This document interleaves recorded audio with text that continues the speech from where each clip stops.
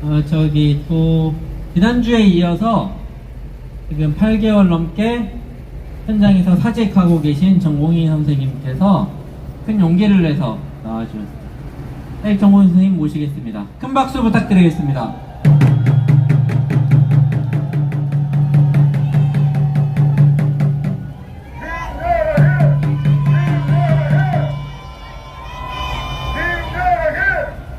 안녕하십니까.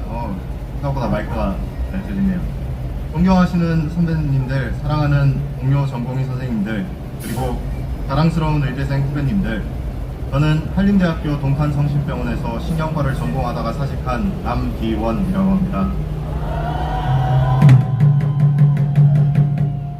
어제 급작스럽게 이제 연사로 자유발언을 부탁받은 이후에 무슨 말씀을 드려야 될까 고민을 많이 했습니다.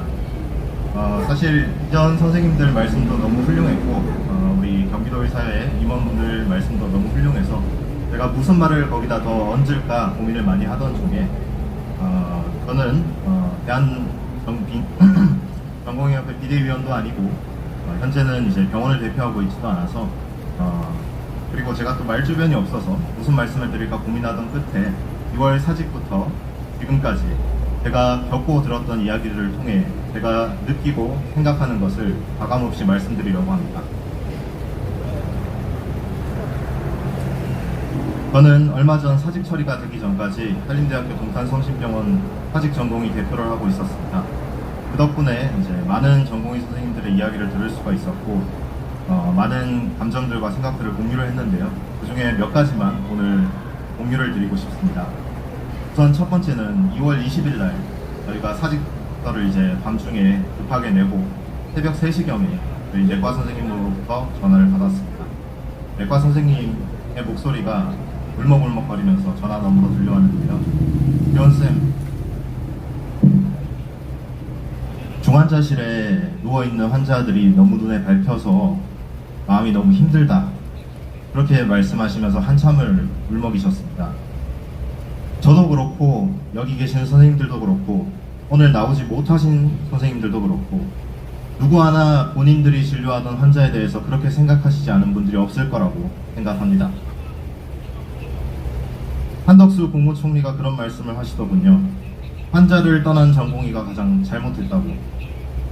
무엇이 그 새벽에 중환자실 환자들을 위해서 오더를 내고 차트를 정리하고 고민을 하면서 밤을 새웠던 전공의들과 강의실에서 밤새도록 시험 공부를 하던 의대생들을 현장과 학교에서 떠나게 만들었을까요? 5월 집행정지 판결이 있었던 즈음에 저희 병원의 다른 전공의 선생님께서 연락이 오셨습니다. 전화를 받았더니 이제 7월 달에 원래 존스 홉킨스 의대 대학병원에서 학연 실습을 하기로 되어 있었는데 본인의 커리어에서 너무나도 중요하고 가고 싶어서 마음이 너무 힘들고 괴롭다, 이렇게 연락이 오셨었습니다. 저는 당시 병원 대표로서 해줄 수 있는 말이 별로 없었고 항상 드리던 말씀만 드렸습니다. 선생님의 고민에 깊이 공감하고 이해한다, 결정이 되시면 그것만 알려달라, 이렇게 말씀을 드리고 전화를 끊었습니다. 마음이 참 착잡했지만 기다릴 수밖에 없었습니다.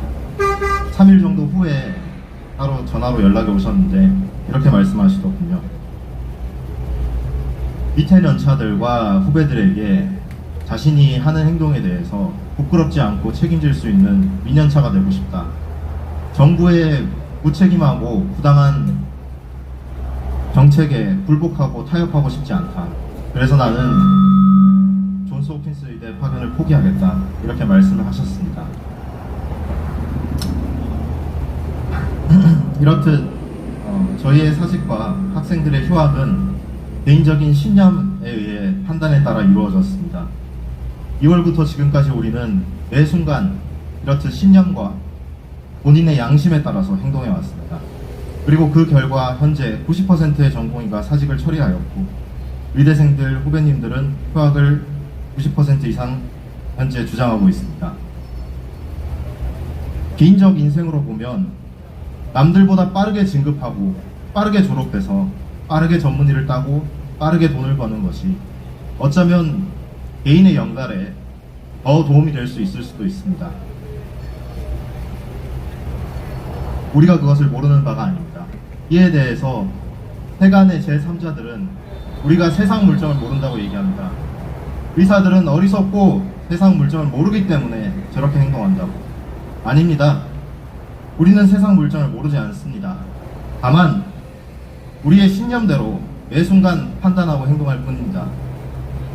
의대를 다니는 6년 동안 교수님들이 가르치신 것은 의술을 행할 때 있어서 옳고 그른 것은 타협의 여지가 되지 않는다. 옳다고 생각하는 치료를 그릇된 치료로 타협하고 넘어가는 것은 있을 수 없는 일이다. 이렇게 배워왔습니다. 병원에서도 그렇게 수련받았습니다. 아마 여기 계신 분들 모두 그렇게 배우고 그렇게 수련했을 겁니다.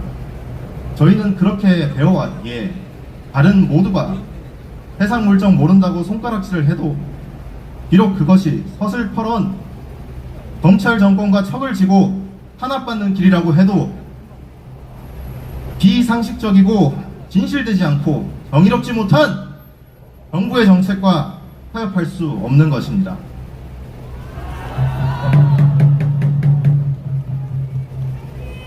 한 선배 의사 선생님께서 그렇게 말씀하셨습니다. 20년 전 의학분업 때 그때 2주만 더 버틸걸. 이제 와서 너무나도 후회가 되고 너희들에게 미안하다. 그 얘기를 들으면서 저는 그렇게 생각했습니다. 우리는 적어도 20년 뒤에 우리의 젊은 의사 후배들에게 저렇게 얘기하지 않을 수 있었으면 좋겠다.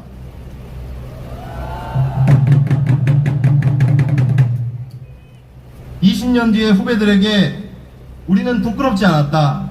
매 순간 우리의 신념과 양심에 따라서 불의와 타협하지 않고 거짓과 타협하지 않고 비상식과 타협하지 않았다. 이렇게 이야기하고 싶습니다.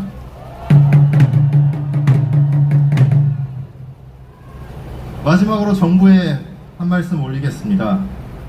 얼마 전에 이주호 장관님께서 6개월 버티면 이긴다 이렇게 발언을 하셨다고 기사로 보았습니다. 박민수 차관님, 이주호 교육부 장관님, 도기용 복지부 장관님, 윤석열 대통령님, 대한민국 의료를 파탄내는 것이 목적이시라면 6개월 기다리실 필요 없습니다. 이미 당신들이 승리하셨습니다. 이기셨습니다.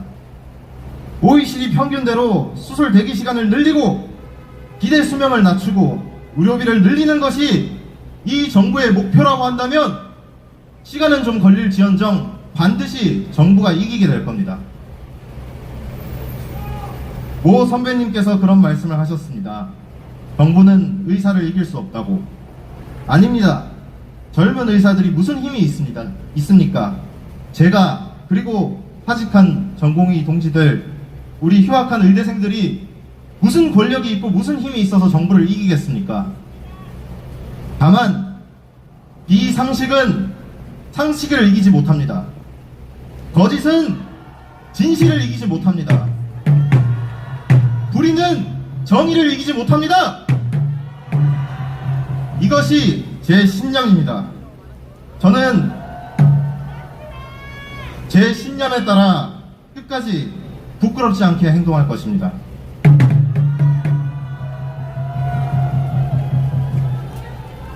끝으로 각자의 자리에서 힘든 하루하루를 견뎌내고 있는 사직 전공의 동지 여러분, 정부의 탄압에도 휴학을 주장하면서 힘들게 과외 등을 하며 버티고 있는 의대생 후배 여러분, 물심양면으로 저희를 도와주시는 선배 여러분, 이 자리에 오신 분과 오시지 못한 분들 모두에게 감사드리고, 경기도의사회 이동욱 회장님, 강봉수 부회장님, 유영균 회장님 이하 모든 관계자분들께 다시 한번 이 자리를 마련해 주셔서 감사 인사드립니다.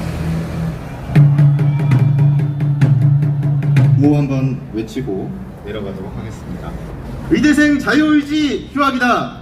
의대생 휴학계를 즉각 승인하라!